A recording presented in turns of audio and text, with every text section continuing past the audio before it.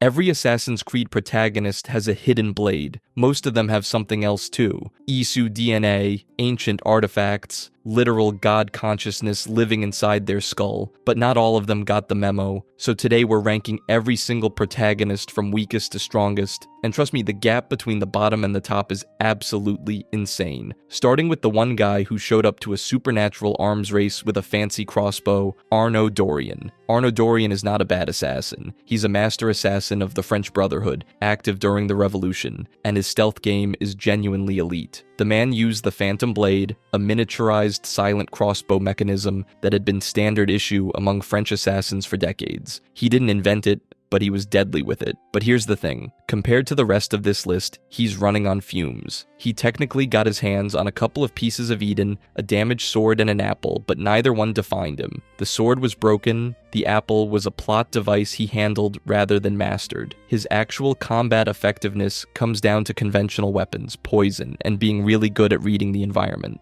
He's the closest thing to a baseline human assassin at the top of their craft. Technically brilliant, tactically sound, and still outgunned by literally everyone above him. Think of Arnaud as the measuring stick. And the next one? He's got fists, a bad attitude, and Victorian London's entire criminal underworld behind him. Jacob Frye. Jacob Frye is what happens when you give a master assassin the personality of a guy who starts bar fights for fun. Trained from a young age by his father Ethan, Jacob looked at those teachings and said, "Nah, I'm good," before immediately running off to punch someone through a wall. Where Arnaud relied on precision and finesse, Jacob chose violence. His entire combat philosophy boiled down to hitting things harder and faster until they stopped moving. And honestly, it worked. His skill tree spread across 53 unique abilities covering combat, stealth, and ecosystem categories, which sounds impressive until you realize every single one of them is still bound by regular human physiology. Here's the thing, Jacob could chain devastating multi-kill attacks against entire groups of enemies. He excelled at turning a 1 versus 6 scenario into a 1 versus 0 scenario in about 4 seconds. That kind of aggressive combat output edges him past Arnaud, who'd still be lining up the perfect angle while Jacob's already finished the job and gone gambling. But 0 Isu DNA, 0 pieces of Eden, 0 supernatural anything. His entire power set is punching really hard, which is fun, but it hits the exact same ceiling as Arnaud. He's just louder about it. And if you think being loud is a problem, wait until you meet someone who switched sides entirely. Shay Cormac. Shay is the wild card of this franchise, a former assassin who defected to the Templars and spent 16 years mastering both sides of the war. He trained under the Colonial Brotherhood, learned every trick they had, then flipped and absorbed everything the Templar Order could teach him. Dual faction training, 0 loyalty discounts. His arsenal reflects that. Dual hidden blades, swords, paired flintlock pistols, rope darts, grenades, and the crown jewel, the air rifle. This thing used compressed air to fire projectiles in complete silence. No gunpowder, no bang, no alert. Functionally superior to every contemporary firearm for stealth operations, and one of the most underrated weapons in the series. But here's the thing. Shay retrieved multiple ICU artifacts during his Templar career, including the precursor box and the Voynich manuscript. Sounds impressive until you realize he never actually wielded any of them. He was essentially a very dangerous delivery man, collecting god-tier technology he couldn't personally access. His edge comes entirely from dual faction training and technological innovation. No Isu DNA advantages, no piece of Eden combat buffs. Just a man who stole the best tricks from both sides and built a better gun. The most dangerous, purely human operative in the franchise, which is a compliment and a ceiling at the same time. But if Shay represents the peak of human versatility, the next entry shows what happens when you pair that discipline with something supernatural. Evie Frye. There's an argument that the best fighter isn't the one who hits hardest. It's the one you can't hit at all. Evie Frye is that argument in human form. While her brother Jacob was brawling through Victorian London like a pub regular with a death wish, Evie actually took their father's training seriously. She built a combat philosophy around control and precision rather than just punching really hard and hoping for the best. Her abilities reflect that. Knife Master gave her throwing range Jacob couldn't match. Voltaic bombs let her stun entire groups, but the real showstopper is Chameleon. Hood up, stand still, and Evie becomes functionally invisible. Not hard to see. Invisible. That's a tactical advantage most protagonists in this franchise would trade half their arsenal for. She also pursued the Shroud of Eden, which tells you she understood what tier of power existed above her. She never wielded it, only recovered it for Brotherhood safekeeping, but the awareness alone puts her ahead of assassins who never engaged with Isu technology. Her edge over Shay comes down to one thing: you can't fight what you can't find. Shay had the gadgets, the experience, the dual training, but Evie could disappear and end you before you knew she was there. But if stealth and deception separate good assassins from great ones, wait until you meet the woman who turned social manipulation into an entire combat system, Aveline de Grandpré. Now we're getting into different territory. Every assassin we've talked about so far has been purely human. Talented, sure. Dangerous, absolutely, but human. Aveline de Grandpré is the first protagonist on this list with confirmed Isu DNA, and that changes the conversation entirely. As a member of the Louisiana Brotherhood in the mid to late 1700s, Aveline had eagle vision and enhanced perception that the previous four simply could not match. But here's the thing. Her real power wasn't the supernatural stuff. It was the fact that she could become three completely different people. Aveline mastered three distinct personas: the assassin, the slave, and the noblewoman. She could walk into a plantation as a submissive slave and nobody would look twice. She could charm her way through an aristocratic gala as a wealthy socialite. Then she could vanish into the bayou and gut a Templar before dinner. That's not combat power. That's operational access that every other assassin on this list would kill for. By 1784, she'd refined her eagle vision to the point where she could tag and track individuals through walls without even actively using the ability. That's perception on par with Edward Kenway's most sophisticated feats. But despite the SU blood, Aveline never wielded a single piece of Eden. Her ceiling was defined entirely by social engineering and tactical adaptation. Dangerous, versatile, genuinely unique, but ultimately limited compared to someone who got their hands on actual Isu technology. Speaking of which, let's talk about a pirate who stumbled into way more than he bargained for. Edward Kenway. Edward Kenway is the best pure human fighter on this list, and I will die on that hill. This guy was a Welsh privateer who stumbled into the Assassin Brotherhood almost by accident, spent years as a pirate in the Caribbean, and somehow came out the other side as one of the most weapon-diverse combatants the franchise has ever seen. He dual-wielded hidden blades alongside two swords, carried multiple pistols, rope darts, and various cutlasses. The man was basically a walking armory with a drinking problem. And here's the thing, he earned every bit of it through experience. No pieces of Eden, no Isu DNA giving him a secret edge, just years of pirate warfare, naval combat, and eventually formal Brotherhood training stacking on top of each other until he could dismantle Templar operatives across the entire Caribbean like it was a hobby. But Edward's story isn't just about combat. He lost nearly every single person he cared about because he was too busy chasing personal glory to notice them dying around him. By the time he finally woke up and committed to the Brotherhood, entrusting the Observatory and Great Inagua to the Assassins, he'd already paid a price most protagonists never have to. He edges above Aveline through sheer combat versatility alone, but he's still capped at human limits, which is exactly why the next entry is interesting, because Naoi brings an entirely different combat philosophy to the table. Naoi. Every protagonist on this list trained within some version of the Assassin Brotherhood's Western traditions. Naoi didn't. She came from an entirely separate combat lineage, the Fujibayashi Shinobi clan, operating during Japan's Sengoku period, and that distinction matters more than you'd think. Her weapon loadout alone sets her apart. Kusarigama, katana, tanto, and a full suite of specialized shinobi tools. But the real story is her skill tree. 6 full masteries spanning katana, kusarigama, hidden blade and tanto, tools, shinobi, and assassin. That's Eastern and Western combat philosophy smashed together into one fighter. Nobody else on this list has that kind of cross-discipline coverage. But here's where it gets interesting. Her Kusarigama bleed builds are genuinely terrifying. We're talking instant bleed application through entanglement, area of effect damage spreading to entire groups, and health regeneration through lifesteal that keeps her alive while everything around her slowly dies. The Bloodletter build specifically turns her into a pseudo-ranged nightmare, shredding posture from mid-range while enemies bleed out before they can close the gap. It's sophisticated damage scaling that creates a combat profile most protagonists simply can't answer. Now she has 0 confirmed pieces of Eden, no Isu DNA advantages, Everything she does comes from technologically superior Japanese weaponry and centuries of refined shinobi combat systems. That's it, which is honestly kind of impressive on its own. She edges past Edward because her specialization creates a more devastating combat identity than his pirate versatility ever could. But raw shinobi skill only takes you so far, when the next guy on this list could probably bench press a horse. Connor Kenway is the guy in this franchise that makes you go, oh, he's actually just built different.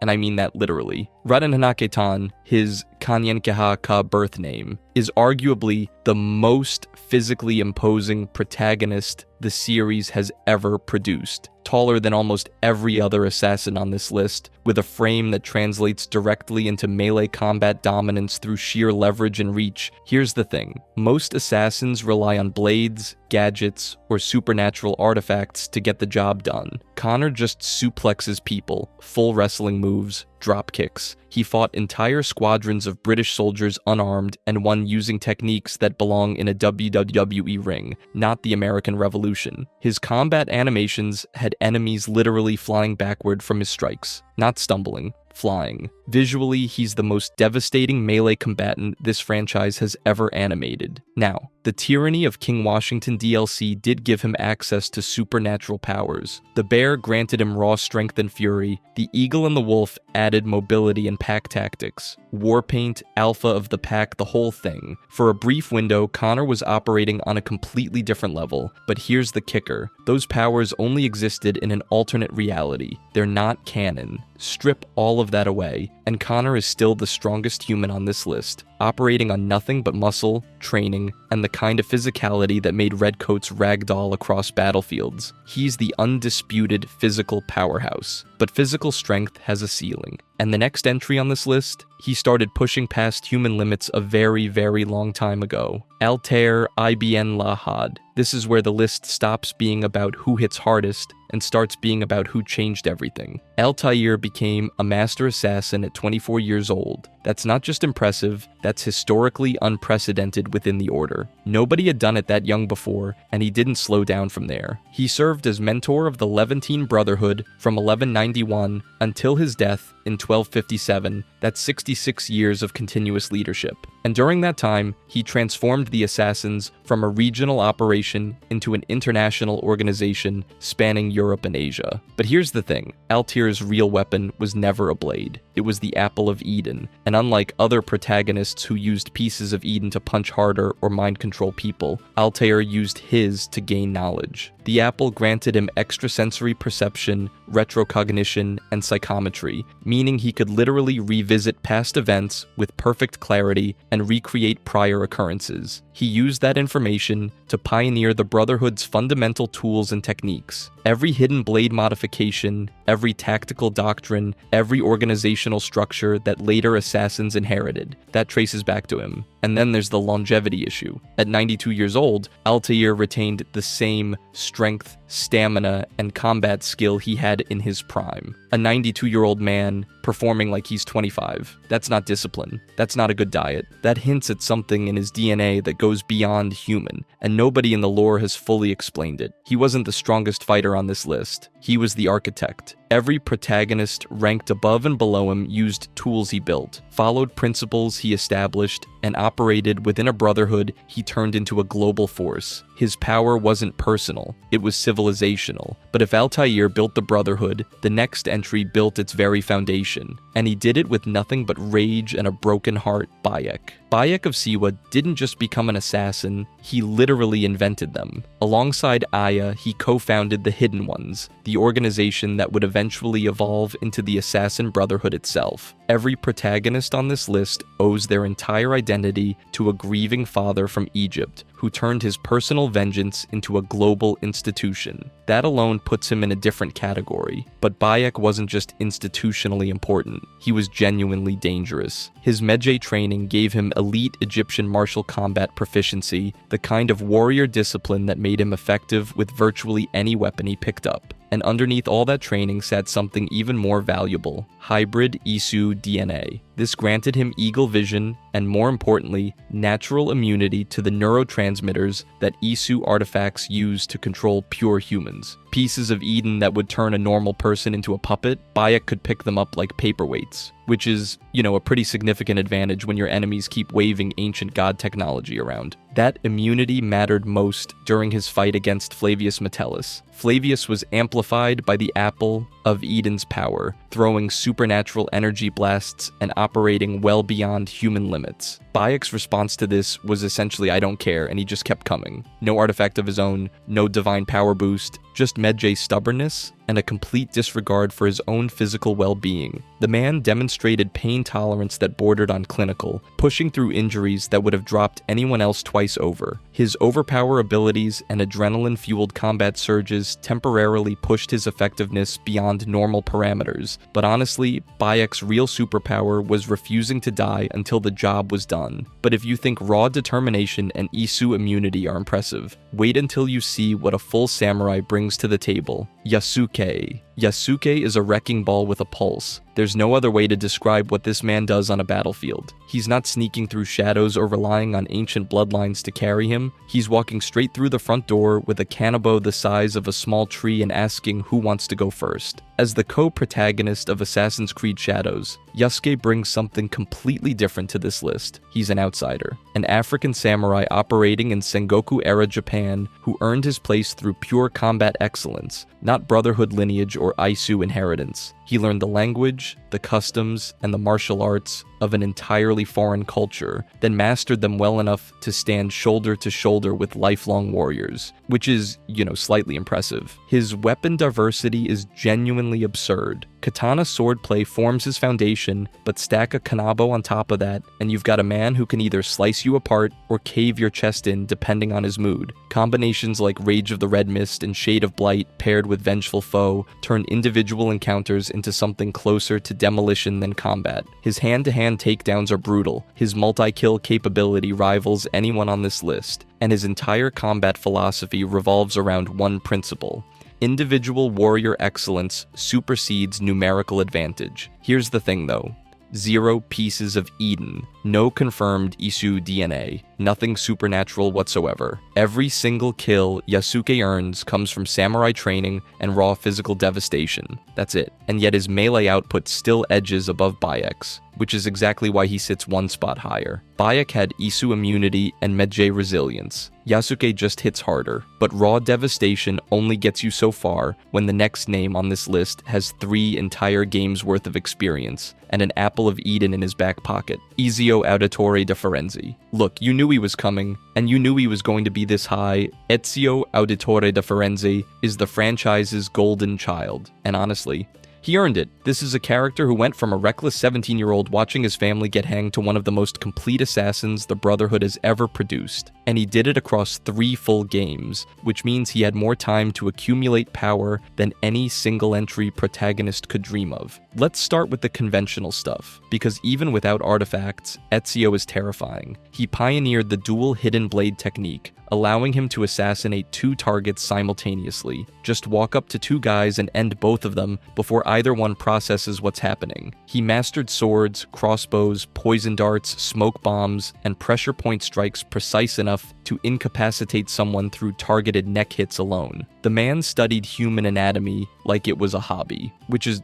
not ideal for anyone standing near him, but here's where it gets genuinely scary. Ezio wielded the Apple of Eden, and when you actually list out what that thing does, it reads like a cheat code. Mind manipulation, fear manipulation, madness manipulation, illusion creation, precognition, paralysis, duplication, healing, and death manipulation. He could literally kill people with a glowing orb. Hey Ezio, what's your weapon? I think at you and you die. Cool. He also combined the apple with the Staff of Eden to enter the vault, an area physically impossible for humans without sufficient Isu DNA concentration. That's not just a flex. That's biological confirmation that Ezio carried hybrid genetics strong enough to interface with first civilization technology, 3 games of growth, the broadest conventional arsenal in the series, an Isu artifact that basically gives you god powers. Ezio is the strongest traditional assassin the franchise has ever seen, but traditional only gets you so far when your next competitor is literally an ancient god wearing a human suit. Basim ibn Ishaq.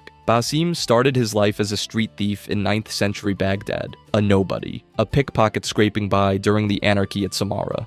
He clawed his way into the Hidden Ones, earned the rank of Master, and built a reputation as one of the most capable operatives of his era. And then the twist hit. Basim isn't just Basim, he's the human incarnation of the Isu Loki, who used Yggdrasil to seed his genetic code into humanity's gene pool thousands of years before Basim was ever born. Every memory, every shred of consciousness from one of the most cunning Isu deities to ever exist, all of it was sitting inside this former street rat's head waiting to wake up. His entire journey as a hidden one, the missions, the Brotherhood loyalty, all of it was surface reality masking an ancient god's agenda. Here's where it gets genuinely terrifying. Once Basim's Loki consciousness fully surfaced, he confronted Eivor, who was Odin's incarnation inside Yggdrasil's chamber. This wasn't a petty grudge. This was vengeance pursued across literal millennia. Loki suffered during the Isu era, and he engineered his own reincarnation specifically to settle that score. That's commitment. But the real power spike came in 2020 when Layla Hassan dropped the staff of Hermes Trismegistus and Basim picked it up. Biological immortality, instantaneous regeneration, full restoration to prime physical condition, the same artifact that kept Cassandra alive for over 2,000 years, now in the hands of a man who is also an Isu god. The catch? His immortality is brand new. He hasn't had centuries to prove what he can do with it, and honestly, his primary motivation isn't even combat dominance. He wants to reunite with his lover Alethea, whose consciousness lives inside the staff, which is almost sweet if you ignore the millennia of scheming it took to get there, but if you think Loki's incarnation is scary, wait until you meet the person he was trying to kill, Eivor Varinsdottir. Most protagonists in this franchise earn their power through training, through artifacts, through bloodlines. Eivor earned hers by literally having a god living inside her head and telling him to shut up. Eivor Varinsdottir, the Wolf-Kissed, was a Viking shield maiden and Jarl Skona, who sailed from Norway to England in the late 9th century. But she wasn't just any Viking raider. She was the human incarnation of Odin, not a descendant, not someone who channeled Odin's energy. She was the actual reincarnation of the chief of the Aesir, the god revered across all of Germanic and Norse mythology, which is, a decent resume. By her 20s, Eivor could wield every available weapon with exceptional proficiency. Axes, spears, greatswords, flails, dual daggers, you name it. That's pure Viking physicality before you even factor in the Isu god rattling around in her brain. Through visions explored with the seeress Valka, Eivor gradually became aware of her Odin incarnation, gaining access to inherited abilities and knowledge spanning millennia. But here's the kicker. She then rejected Odin's direct influence over her mind while keeping the power he left behind. She basically fired God and kept his toolkit. Her achievements in England are staggering. She completely eradicated the Order of the Ancients from the country, not weakened, not disrupted, eradicated. She secured every piece of Eden from hostile acquisition and established the Hidden One's strong English branch that would shape the Brotherhood's future for centuries. And then there's the crossover that tells you exactly where she stands. Eivor encountered the immortal Cassandra